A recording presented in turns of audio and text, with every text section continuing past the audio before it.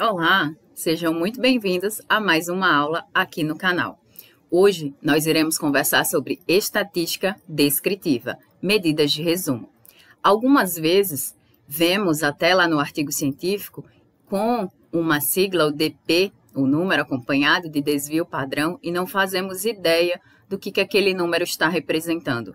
Será que ele está auxiliando ou atrapalhando no resultado final? Será que ele está ajudando naquela conclusão? Será que podemos confiar naquele número? Então, hoje, nós iremos conversar o que esses números representam, o que aquele artigo científico com aquelas siglas está querendo me dizer. A estatística descritiva, como vimos em aula anterior, ela é um conjunto de métodos, mas ela é uma estatística mais simples, que vem apenas para mostrar os resultados, dar uma ideia de como realmente está se caracterizando a condição da população naquela situação. Ela vai mostrar quantas pessoas foram infectadas, por exemplo, quantas pessoas foram internadas, quantos dias a pessoa passou internada no hospital. Então, ela está apenas mostrando os nossos dados. O objetivo principal de uma estatística descritiva é a compreensão daqueles dados. A organização normalmente é feita através de uma amostra, de uma simplificação e uma descrição da apresentação dos resultados, através de gráficos, tabelas. Essas medidas elas tendem realmente a resumir o resultado encontrado.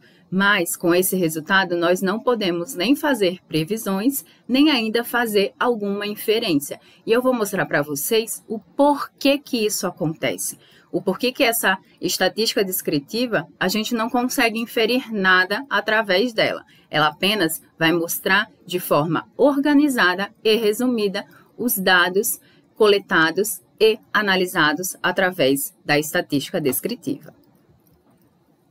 A primeira medida serão as medidas de posição ou de localização. Nesse caso, nós temos duas medidas, a média e a mediana. Normalmente, ou ela é mais comumente usada no caso da média. Normalmente, utiliza-se mediana quando a população é do tipo não normal, quando aqueles dados são do tipo não normais.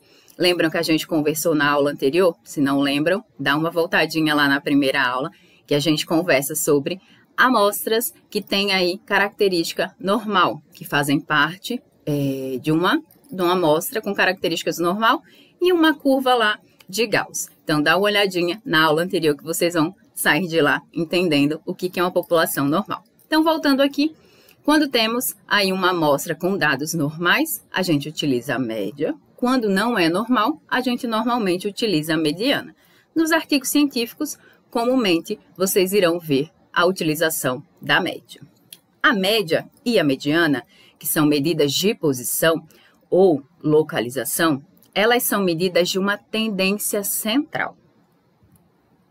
A média é a mais utilizada, como eu falei para vocês, e uma média realmente daquelas que a gente aprende lá em matemática. Uma média aritmética simples, onde esse valor médio, a média ela vai representar o valor médio de um conjunto de dados.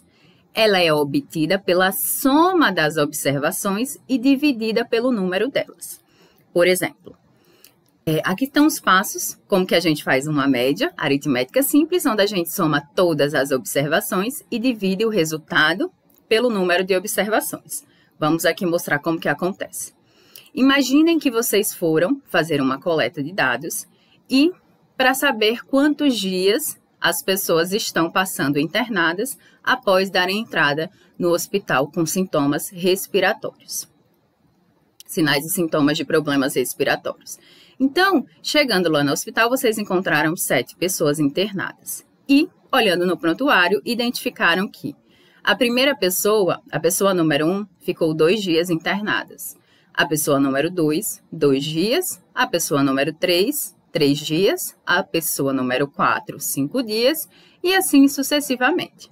Então, a média de dias internados que vocês querem saber, como é que vocês vão fazer? Vocês pegam, somam os dias de internação de cada pessoa, que deu 32 dias, e vão dividir pelo número de pessoas, 7 pessoas. 32 dividido por 7 dá 4,57 dias.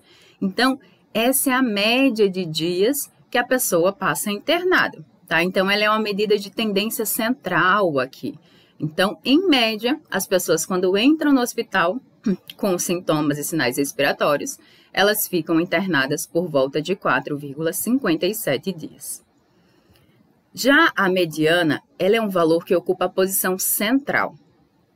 Se for um número par de observações, a gente tem a média das duas medidas centrais. E ela não se ajusta a uma distribuição normal, como eu tinha falado para vocês. Então, ela é utilizada mais quando os dados se caracterizam como uma amostra de distribuição que não é normal. Então, qual é o primeiro passo? O primeiro passo vai ser ordenar as observações e tentar localizar realmente o que fica no meio. Na mediana, se for um número ímpar, a gente não faz continha nenhum. Vou mostrar aqui para vocês. Voltando lá no mesmo caso, de pessoas internadas. Vamos dizer que a gente queria encontrar a mediana e não a média. Então, temos lá as pessoas, mais uma vez, que foram internadas no hospital, os dias de internação. Em vez da gente somar esses dias de internação, a gente vai ordenar esses dias. Então, a gente ordena do menor para o maior e localiza a medida ou número de posição central.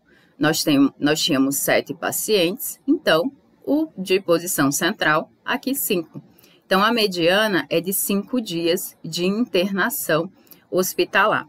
Então, apenas pegamos aqui no meio. Luciana, e se tivéssemos números pares aqui? Vamos dizer que tivesse um número 10 aqui. Pegaríamos os 5, somaríamos a esses 5, 10 dividido por 2, 5. Foi uma coincidência, poderia ter dado outro número. Então, é assim que a gente encontra a mediana de uma observação. Só que, qual que é o problema? A média e a mediana, elas vão me dar uma posição central. Como vocês viram aqui, tem pessoas que ficaram internadas 2 dias, tiveram pessoas que ficaram internadas 8 dias. Então, a média está ficando ali por volta de 4,5. Me diz qual é a média, mas ainda não me dá uma variabilidade desses números. A pessoa pode ficar menos dias, como a pessoa pode ficar mais dias. E só olhando a média ou a mediana, eu não consigo identificar essas outras características. Só com a média e com a mediana, isso está me fugindo. O que é um problema quando eu vou inferir sobre alguma coisa. Comprar medicamento, abrir novos leitos de hospital, por exemplo, porque eu tenho só a medida ali central. Não estou levando em consideração valores mínimos e valores máximos. Então, para isso, para levar esses outros pontos aí em consideração, nós utilizamos as medidas de dispersão ou variabilidade, que é essa variação em relação à medida de posição central, média ou mediana. Então, essa variabilidade ela vai levar em consideração essa diferença entre os valores das séries observadas. Quando que isso é um problema, tá? De uma maneira mais prática aqui, estatísticas sempre me fazem lembrar de um amigo que se afogou em um rio, onde a profundidade média era de 1 metro. Ou seja, levou-se em consideração apenas a média. Só que a gente tem aqui, valores mínimos, onde a pessoa não se afogaria, e valores máximos, onde uma pessoa que não soubesse nadar iria se afogar, dependendo aqui da altura. Tá? Então, o problema de só olhar para a média é isso. A gente não leva em consideração os valores da extremidade, os valores mínimos e os valores máximos. E, em termos práticos, agora, por exemplo, na pandemia, se os gestores levassem em consideração apenas a média de dias de internação, não estariam considerando os maiores dias e talvez nem abrissem aí novos leitos. Ou então, se levassem em consideração a média da população que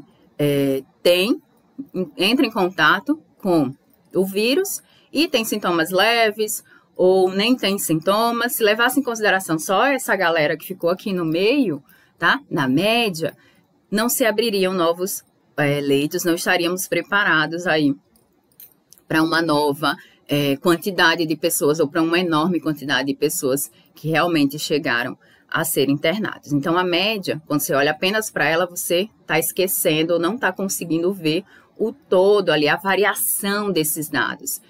Extremos, necessários, mínimos e máximos. E quando eu coloco as medidas de dispersão ou variabilidade, eu já consigo um maior parâmetro de toda a situação.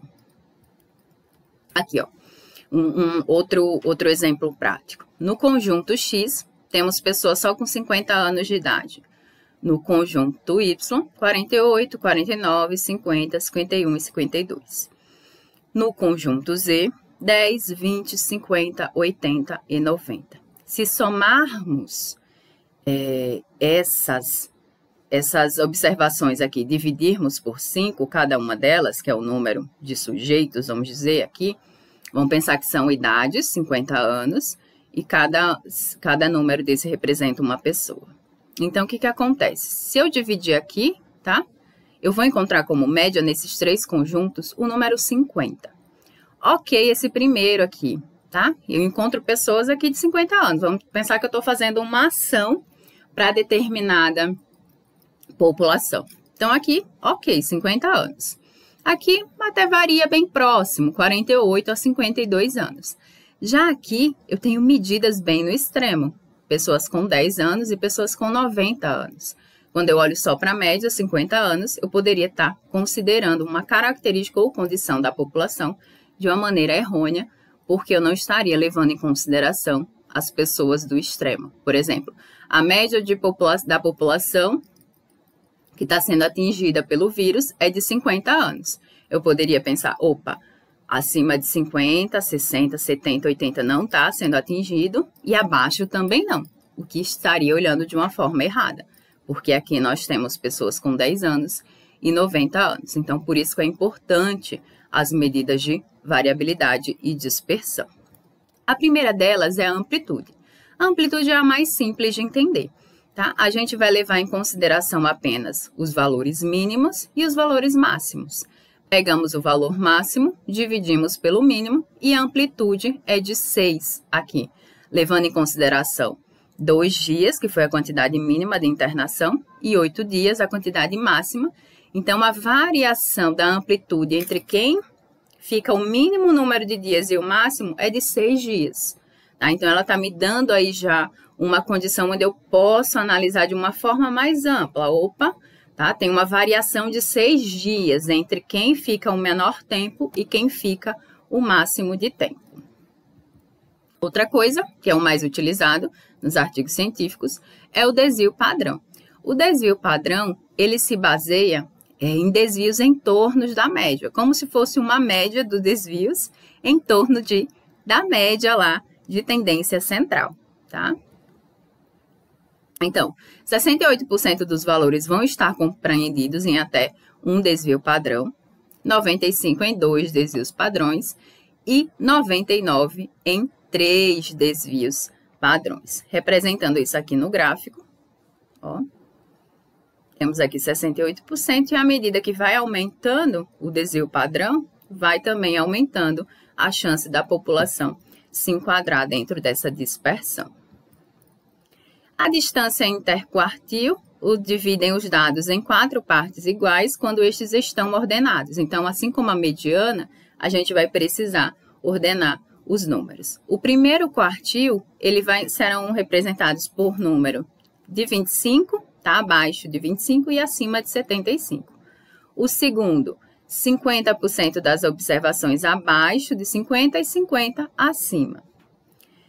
E o terceiro quartil deixa 75% das observações abaixo e 25% acima.